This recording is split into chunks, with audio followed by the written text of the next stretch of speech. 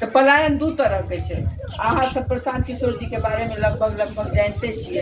तो सबसे पहले उनका पलायन रोकनाइ छे, पलायन अपना बिहार में रुक जाए।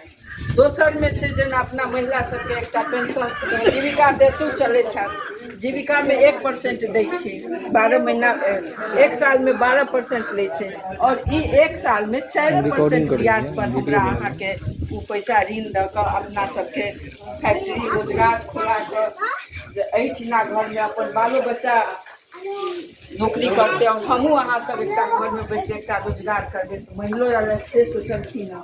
और तेसर में ई छे जेना वृद्धा पेंशन 400 रुपया दै छै, 400 रुपया से एकटा मामूली दवाइयो ले।